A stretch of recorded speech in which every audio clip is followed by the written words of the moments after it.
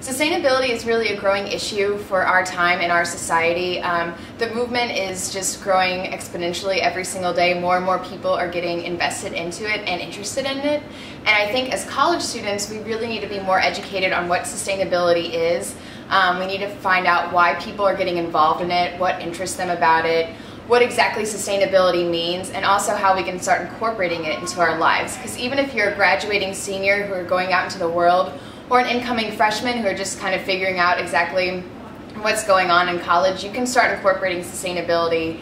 And as us being the future generations, we really need to know how to do that, because all the jobs are going to start being related to sustainability. Sustainability is so wide and so broad of a topic that, I mean, really it can relate to every single career, no matter what you're majoring in, if you're an environmental major or if you're even a theater major. Sustainability can relate to you, and you need to figure out what it is and start educating yourself.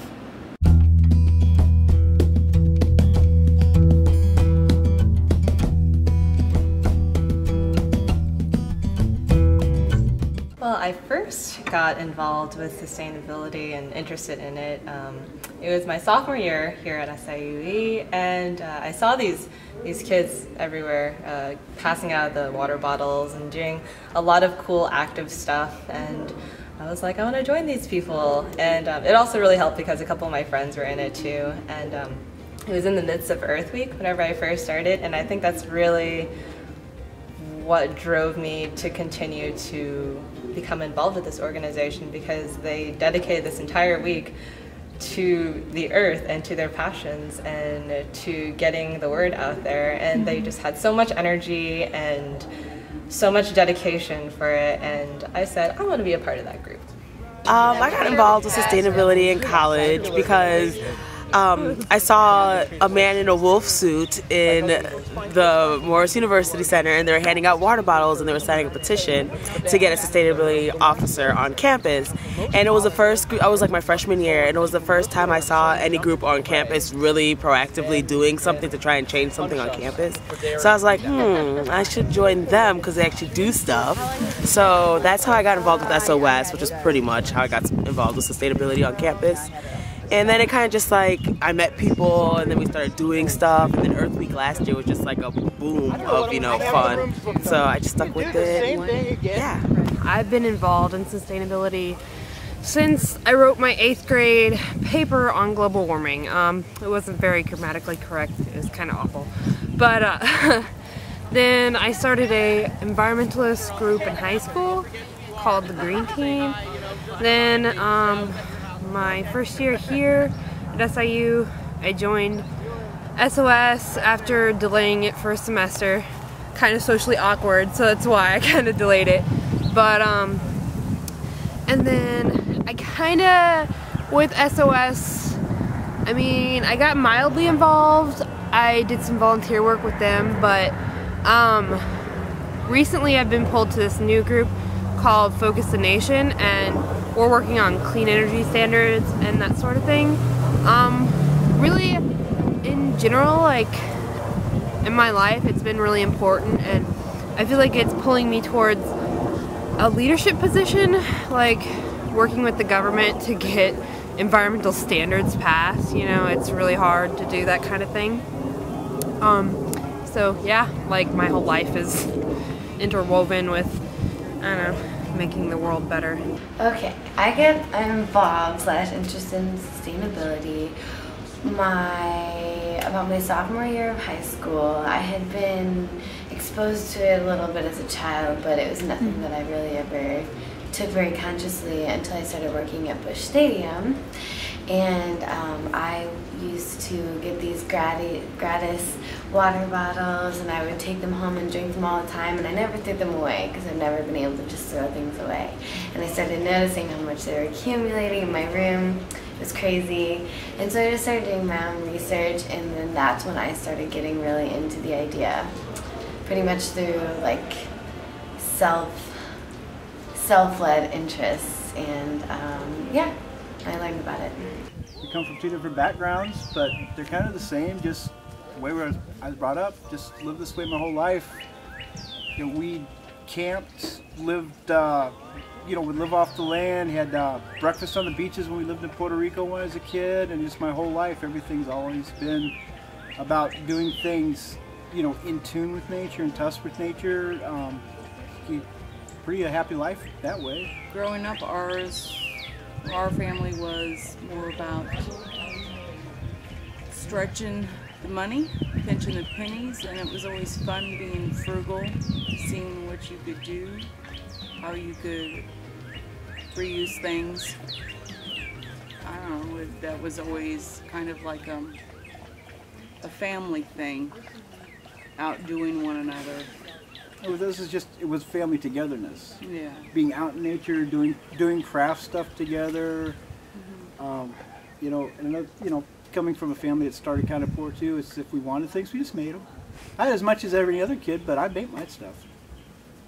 Patching up jeans, making t-shirts into skirts. And yeah, nowadays that sells for lots of money. Yeah. Well, I got involved with sustainability in college because when I was in high school, they didn't really tell us a lot about sustainability. They talked about recycling a little bit, but they didn't really give us a clue of all the different issues that are attached to sustainability. And so once I got to college and I discovered the student organization of sustainability, I became kind of educated on a lot of those different issues. And so I was able to see why it's so important to incorporate sustainability into my life. The first thing you have to know about sustainability is that it's not just about hugging trees and trying to recycle. That's really just one little part about sustainability. Sustainability actually has three main aspects, or the triple bottom line. They relate to environmental issues, which the tree hugging and the recycling would fall under. They also relate to economic and social justice issues.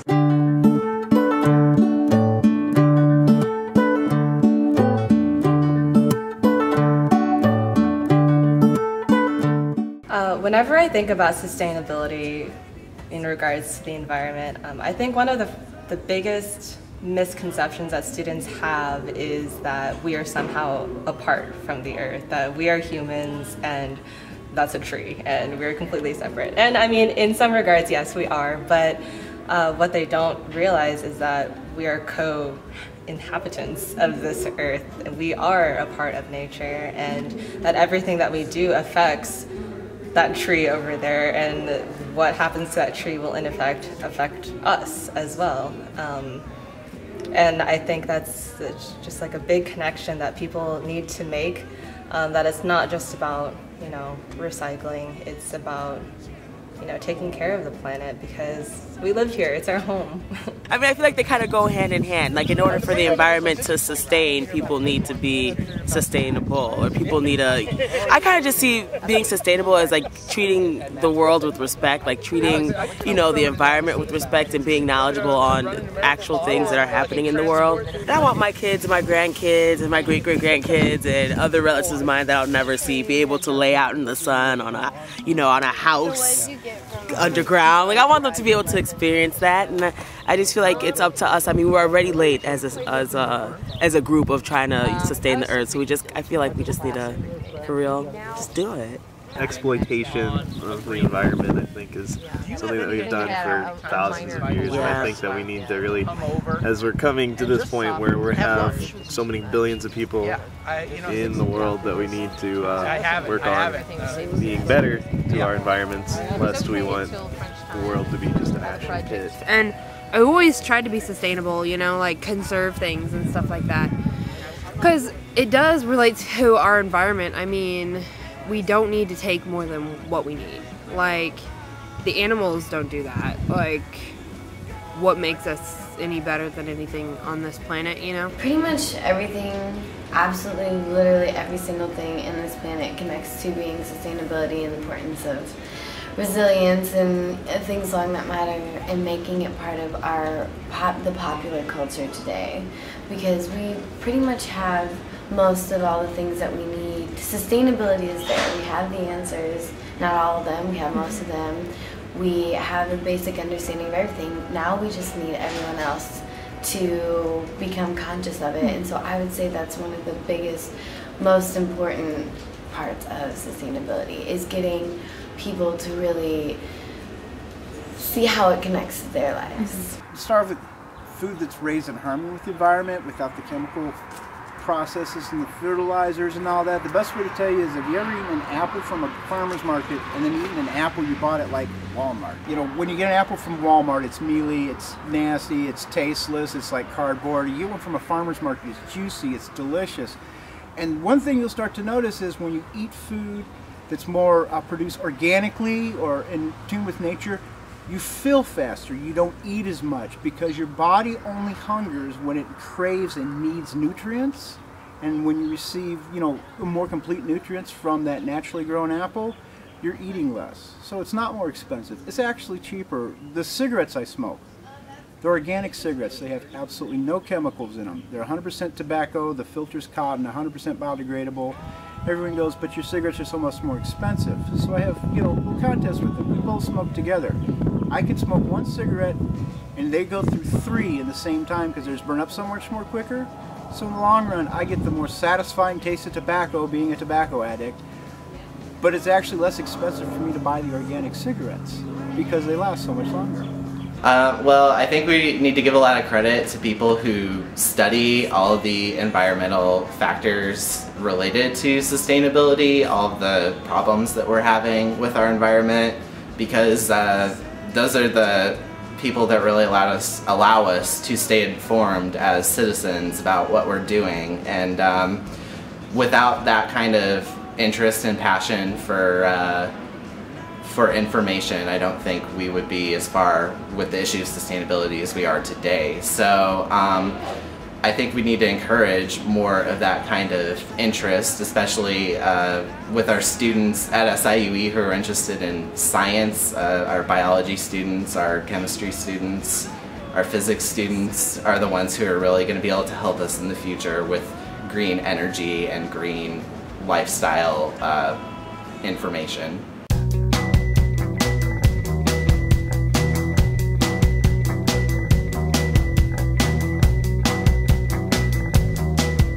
So as far as the economic issue with sustainability, the one thing that I've learned over the past few years that is kind of like a big issue for people, especially with the economy nowadays. People are really interested in saving money and finding ways to save money, and what I think people should realize more is that sustainability doesn't cost you anymore. It will end up saving you that money. And it's like such an easy way to live your life, and people don't realize that at all. As far as like housing and businesses, you can always use, solar energy or things like that, because that saves you money on electricity and gas power and all that extra stuff, because you're warming the building or lighting the building by natural sources, which I think is great.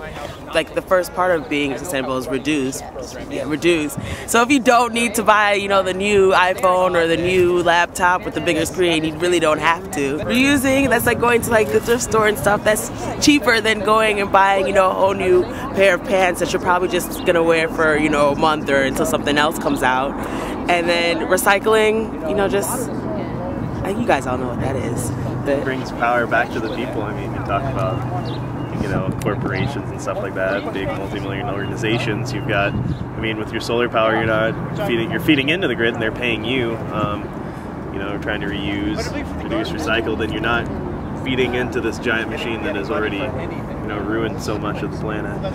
True that. The first thing that brings to mind, though, is probably not something popularly talked about. How it's going to reshape the economy, everything that's going to happen in the future with global warming and stuff, how our economy will take a totally different form, how we won't be able to spend and consume as much as we do now. I don't think it's fair to consider our future generations consuming as much as we do. I feel like people want, that's why a lot of people are involved in this sort of thing, is so that our future generations have the same things that we do, but I think at the same time we hope that they consume less than we do. Sustainability and economics, I would say that, let's see, I understand why many people don't want to start at first, because, okay, let's just start with food. Buying organic, that is costly. Actually, yesterday I went to Deerberg's and I wanted to get a yellow organic pepper, and it was $2.39 for one. Or I could have gotten, you know, $2.39 for a pound of peppers. And then the apple that I wanted that was organic was almost $2.39, and once again, it's much cheaper for a pound of the genetically modified. So what I did was I balanced it out. So I see why it's harder for people to jump on that at first, but I think I'm halfway going into it first. Like, I'm not buying everything organic, but pretty much I feel as though everybody could partially submerge themselves into sort of starting to buy things that are more sustainable, because then that will start reducing the price. And either everybody can just complain about how much it costs all the time, and then we'll never get anywhere, or people can start, because in the end, it really will balance itself all out, because that's just what the whole essence of sustainability and all of that is balancing it out. Supporting your local business. When you buy something from a chain, that money either goes to stockholders in this country or another, or they go to mostly to workers that aren't anywhere in your neighborhood. So when you graduate school or your high school and you go out to get a job, you suddenly find, because you went, you know, with that big brand name, there's no jobs available to you in your neighborhood. You know, if you're a college student, you eat at the local restaurant. Everybody that works at that restaurant pays taxes locally and to the state. The restaurant owner pays taxes locally. Those taxes in turn support the school that you're in, and they keep your tuition rates down. So, you know, the whole shop local thing is very relevant, because you're actually helping support yourself. And the whole thing about sustainability is you do not have to lower your quality of life to be green. When you find out real quickly, when you start living a sustainable life, you're actually raising the quality of your life 100-fold. All I can say is try to keep your money in the neighborhood. It does keep jobs, puts food on everybody's table, helps keep you and your neighbors employed, so you're not at the unemployment line. So don't shop at Walmart or any big chains if you can help it. We need to encourage sustainable business practices and sustainable, we need to think about how we can make sustainable products more available to people, so that it's not as difficult to live sustainably as it seems to some people. Really, it's not difficult right now. I think part of our responsibility as students is to inform people about the changes that they can make, and I really think that people just need to, when they consume products, they just really need to think about how that relates to sustainability, and how they can live through their spending, how they can make a difference through what they spend money on.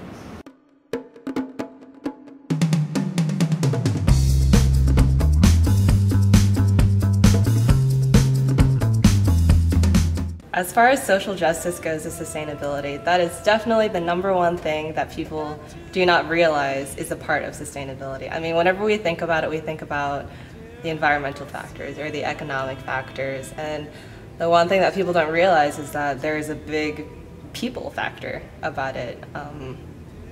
The way that we interact amongst ourselves, the way that we treat another person on the streets is very much about sustainability, because all of those issues, the environmental and the economic issues, are affected by that. So whenever we think of like people in poverty and how they're suffering, they're the ones who are most likely to be impacted by environmental factors or economic issues.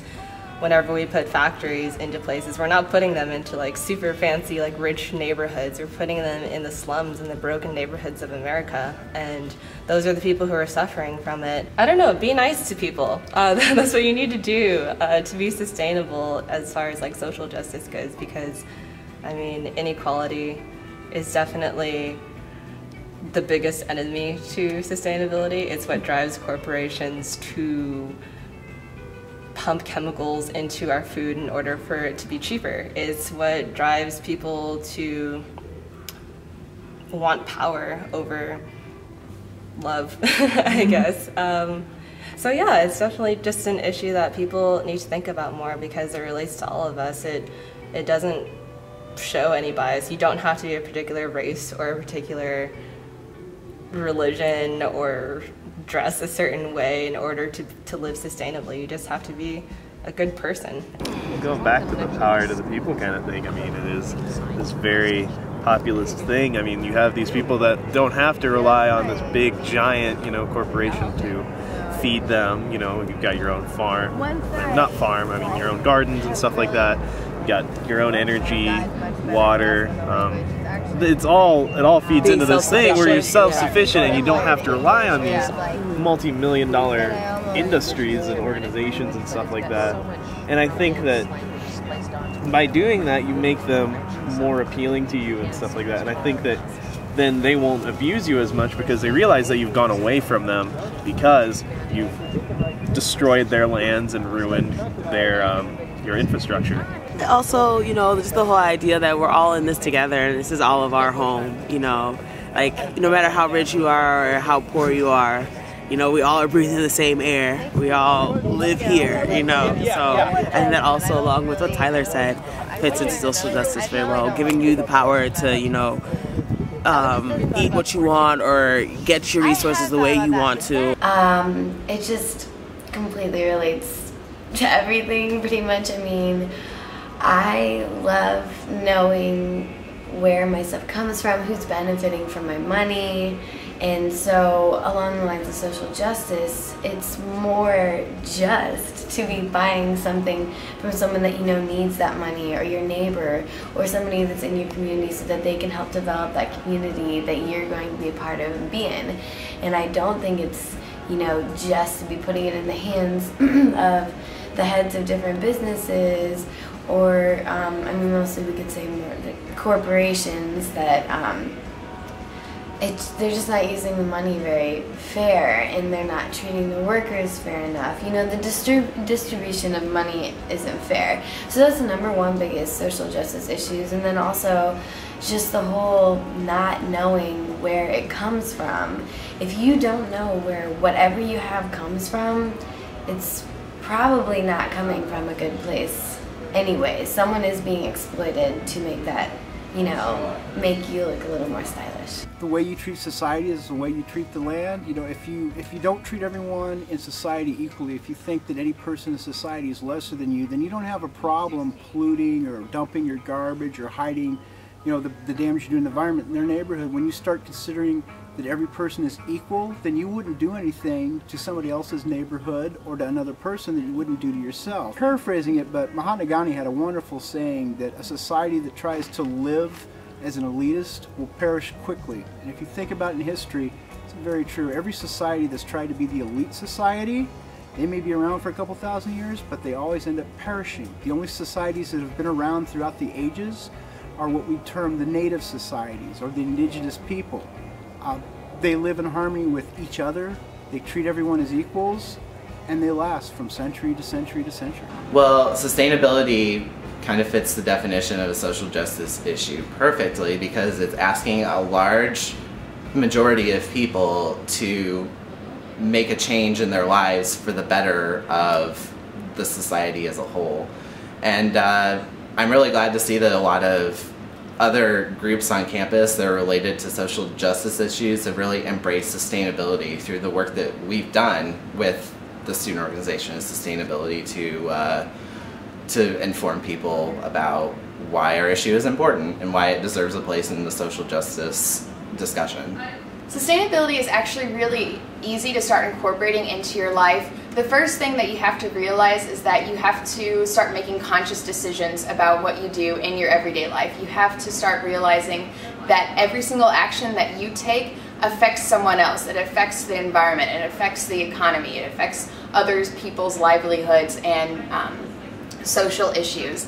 And so really that's the first step to start incorporating sustainability into your life, is just start consciously understanding that your actions have repercussions, and just consciously start making different decisions to try to incorporate sustainability.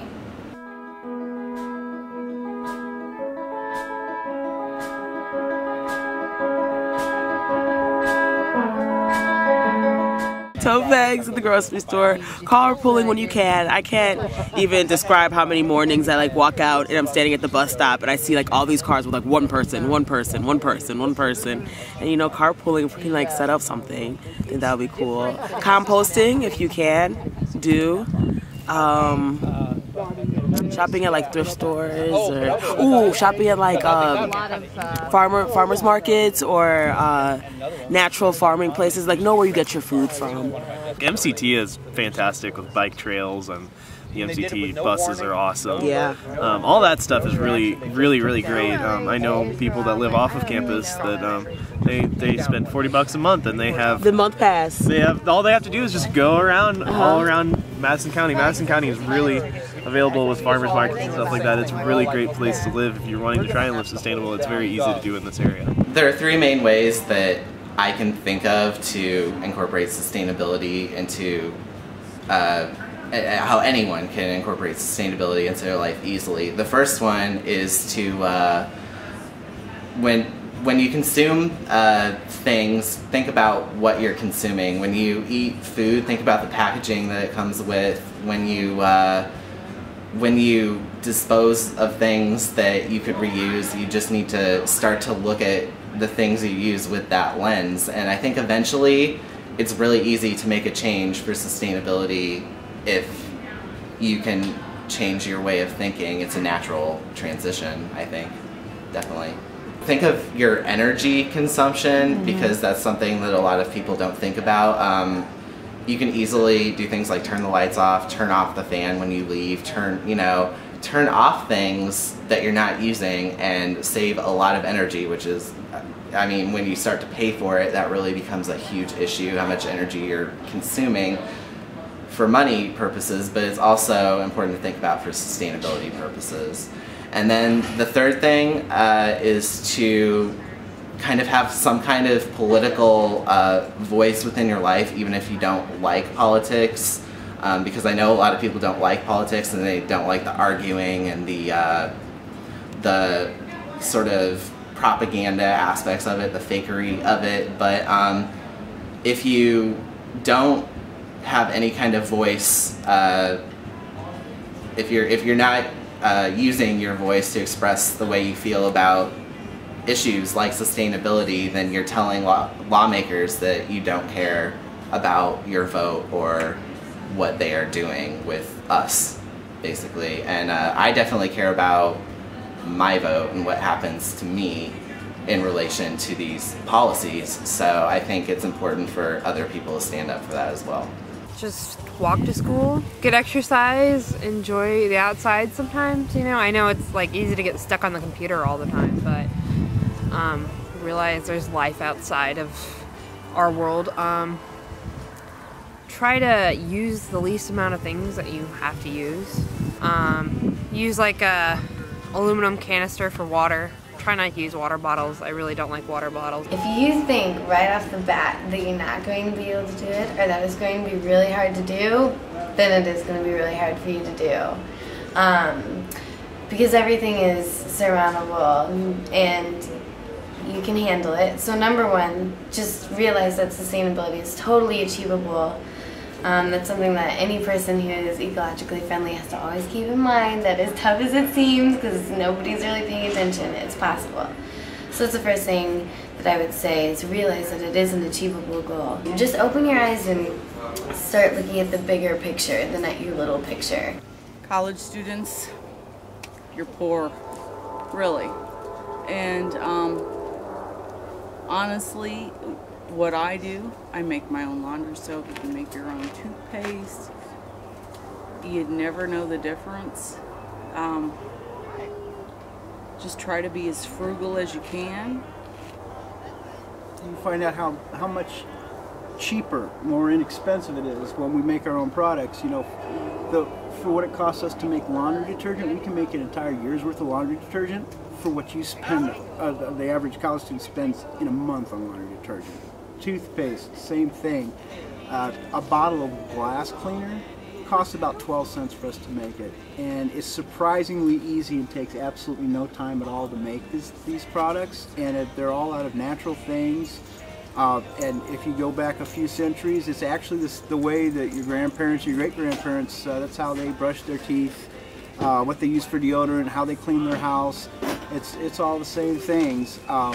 You know, and it's just as convenient, whether you realize it or not, as this is buying it right off the product shelf, because, you know, once every few months you just make a huge batch, takes you an afternoon, that's it, you're done.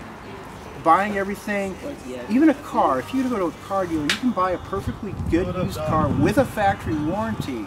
It might be last year's model with a couple thousand miles on it, but there's no carbon footprint from a new vehicle being produced.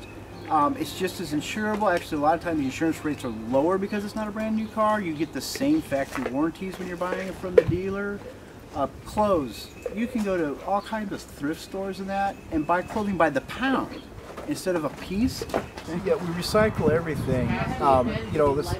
We don't. Our electricity bills are lower. Our everything is lower. We enjoy this wonderful quality of life, and we don't give up anything really. We just spend a few extra minutes of our time doing things ourselves the way it was done for generations. Cooking home meals and freezing the leftovers. Big saver, that fast food. That adds up. I don't care if it's $1 menu or not. It adds up. We make our own TV dinners, so to speak. They pop in a microwave just as easily as anything we would buy in the store, but it's good home, fresh cooking that we have. So the #1 tip that I would give students is simply, like I said before, is to be nice to people. And I mean, we can pound it over your heads every single day to reduce, reuse, recycle, which are all very important. But until we can acknowledge other human beings as human beings, there's no way we can even begin to take care of an entire planet if we can't take care of ourselves. So be nice.